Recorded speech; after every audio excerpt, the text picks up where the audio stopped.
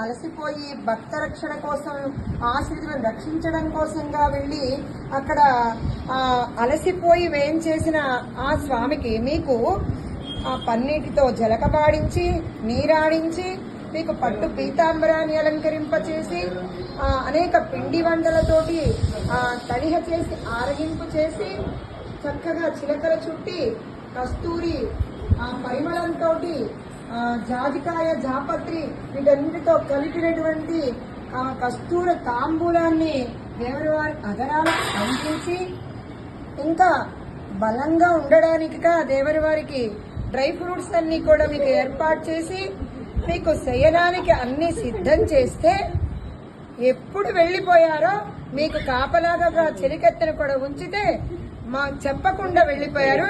మీరు అక్కడికే వెళ్ళిపోయారు. కొంచెం వెనక్కునండి, జరుగుతున్నారు. వెళ్ళిపోండి.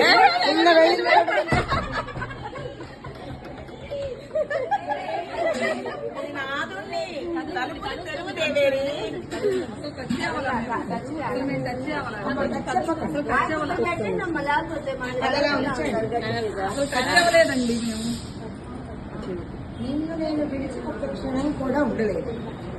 మన నమ్మాళ్వారు అగలగిల్లే నిరయ్యుమెన్ను అలర్మేల్ మంగయురై మాట ఒక్క క్షణం కూడా ఉండలేదు. మెరుపును మేఘాన్ని విడిచి ఎలాగైతే ఉండలేదో, పరిమళము పుష్పము ఎలాగైతే విడిచి ఉండలేదో, సూర్యుడు కాంతి ఎలాగైతే విడిచి ఉండలేదో అలా మిమ్మల్ని విడిచి ఉండలేదు.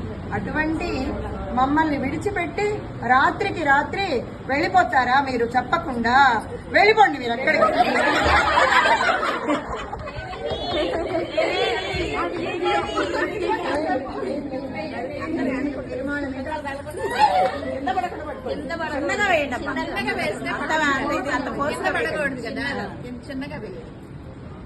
ఇప్పుడు చెప్పండి. పరిత్రాణాయ సాధునాం, దుష్టులను శిక్షించి శిక్షులను రక్షించడానికి ప్రతి యుగంలోనూ నేను అవతరిస్తున్నాను. భక్త పరతంత్రుణ్ణి కదా దేవేరి. ఆశ్రితులను రక్షించడానికి అది ఇంకోటి అదే అందుగా కోసం వెళితే శ్రీనివాస, మరి ఆ చెంపకమల్లి అన్న పుష్పాలతో పరిమళం ఏంటి నీకు? అదేంటి అవేం పుష్పాలు? సంపెంగ పుష్పాల పరిమళం ఏంటి నీకు? మల్లె పుష్పాల పరిమళం ఏంటి మీకు? ఆ కేశాలన్నీ అలా ఎందుకు చెదిరిపోయినాయి? ఆ నేత్రాలన్నీ ఎందుకంత ఎదిరిపోయినాయి? ఆ తిరుమేని అంతా కూడా అంత ప్రకాశించడానికి, దుష్ట శిక్షణ చేయడానికి వెళితే ఆ తిరుమేని అంత ప్రకాశించడానికి కారణం ఏంటి స్వామి? వెళ్ళిపోండి. నిన్న వెళ్ళిన చోటికి వెళ్ళి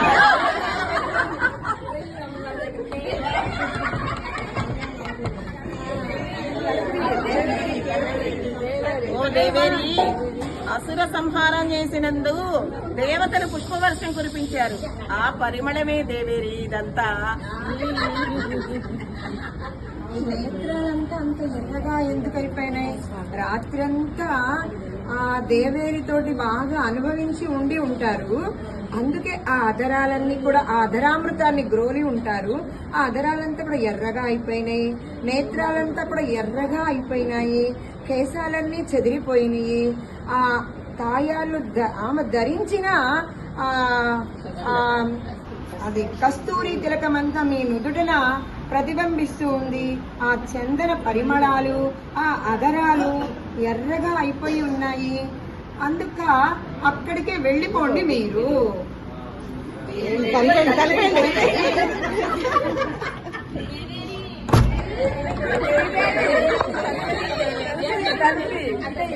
దేవతల భయాన్ని పోగొట్టడానికి పాంచజన్యం పూరించడం వల్ల అధరాలు ఎర్రబడ్డాయి దేవేరి. తిరుమేని అంతా నకాల గుర్తులేంటి స్వామి? ఒక స్త్రీ నకాలు ఎలా ఉంటాయో ఆ నకాలు గుర్తులున్నాయేంటి మీకు? తిరుమేని అంతా కూడా చెప్పండి చెప్పండి. ఓ దేవిరి, వన్యమృగాలను వేటాడేటప్పుడు గురువింద వృక్షాలు తగిలి అలా తీసుకున్నాయి.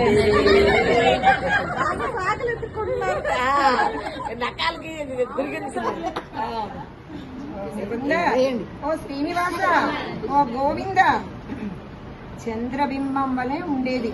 ఇప్పుడంతా కూడా రాత్రంతా నిద్రలేమి చేత మీకు శ్వేత బిందువులే కారు అంటే చెమట పట్టి మీకు అంత తిరుమేని అంతా కూడా అంత పరిమళంగా ప్రకాశిస్తూ ఉండే తిరుమేని అంతా కూడా అలా అయిపోయింది. ఏంటి స్వామి మీ తిరుమేని, దానికి కారణం ఏంటి? అయితే మమ్మల్ని లోపలికి రానివ్వరాదు అని అడుగుతారు బయట ఉన్నవాళ్ళు. అంటే మీరు ఏదైనా ప్రమాణం చెప్పమని అడుగుతుందమ్మ. అప్పుడు స్వామి చెప్తారు ఏమని, సముద్రం మీద ప్రమాణం దేవేరి అని చెప్తారు. పెరుమాళ పక్షం వాళ్ళు తాయర్లు అంటుందన్నమాట. ఆ సముద్రం ఎక్కడదో తెలుసా?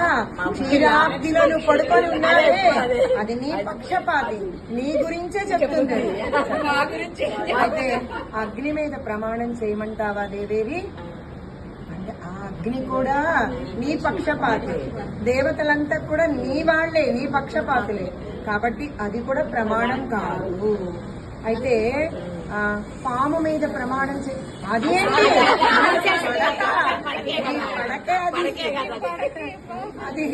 అది కూడా ప్రమాణం కాదు. మరైతే ఎలా దేవేరి, ఎవరు చెప్పు? మా పుట్టింటి వాళ్ళు మూలధనంగా ఇచ్చిన ఉంగరం కనిపించట్లేదు, ఆ ఉంగరం ఎక్కడికి పోయింది? ఆ ఉంగరం వెతకడం కోసంగా రాత్రంతా కావేరీ నదిలో వెతికి వెతికి అలసిపోయారు. మళ్ళీ డబ్బు సంపాదించుకొని ఉంగరం తయారు చేయించుకుని వచ్చేటప్పటికి లేట్ అయిపోయింది.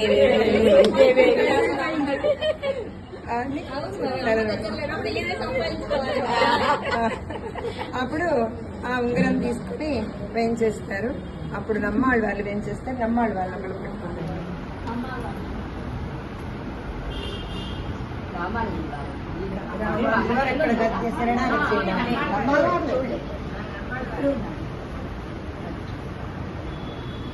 మాతా పితాయుతయా విభూతిః సర్వం యదేవ నియమేన మదన్మయాన ఆద్యసర్వకులవతే విరామం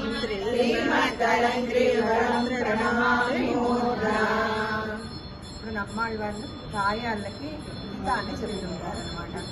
అమ్మా, ఆయన జగద్రక్షణ కోసం వెళ్ళారు.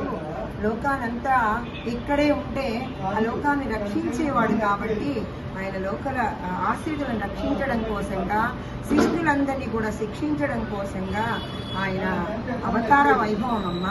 ఆయన అవతార పరిరక్షణే అది. కాబట్టి లోపలికి ఆహ్వానించి సాదరంగా వారిని స్వాగతం పలకండి అమ్మా. నమ్ముడయవర్ నమ్మాళ్వారు, ఆళ్వార్లు చెప్పారు కాబట్టి లోపలికి రామానుజాయ. స్వామి ఒకసారి మంగళాశాసనం చేసి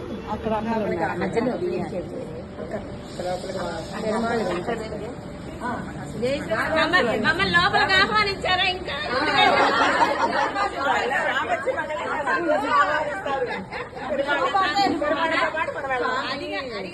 స్వామి వచ్చి వాళ్ళు ఆహ్వానిస్తే కానీ లోపలికి పోకూడదు. మేము మగపిండి వారు ఈ విధంగా బయట పెట్టడం సమయంగా లేదు.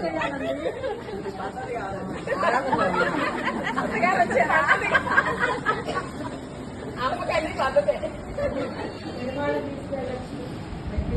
సరే మంగళాశాసనం మీరందరూ లోపలికి వచ్చేసేయండి. స్వామి ఆరాధన పెడుతున్నారు, ఒక్కడు ఉండండి, ప్రారంభం చేద్దాం. లోపల ఇప్పుడు అలా ఆ ఇద్దరు ఉదయం అంతా కూడా శ్రీరంగ క్షేత్రంలో ఈ ప్రణయ మహోత్సవం అయిపోయిన తర్వాత ఇద్దరు కూడా ఒక మండపానికి వేయించేస్తారు. ఆ మండపం పేరు గద్యత్రయ మండపం, శరణాగతి మండపం అని ఒక తిరునామం ఆ మండపానికి. అప్పుడు చూశారట మన రామానుజుల వారు, ఇప్పుడు కదా ఆశ్రయించాల్సిన సమయము అని శరణాగతి చేసి వైకుంఠ శరణాగతి ఈజీకొంటే ఏంటి, మనకి రంగనాథుడికి శరణాగతి చేస్తే, గోవిందుడికి శరణాగతి చేస్తే మనకి వైకుంఠం లభిస్తుంది. అంటే రంగనాథుని శరణాగతి చేయడము, శరణాగతి చేస్తే ఏం లభిస్తుంది? వైకుంఠం లభిస్తుంది అని తెలియచేసినట్లుగా ఆ 3 గద్యత్రయాలు ఇవాంటి రోజున అత్యద్భుతంగా అనేక మంది, వందల మంది స్వాములతోటి జరుగుతున్న స్వామి ఒక్కసారి ఆహారం తీసుకుంటారు. ఎవరైనా తిరుమల దగ్గర వచ్చాం, ఇక్కడే ఉన్నారు, ఎవరు లేరు.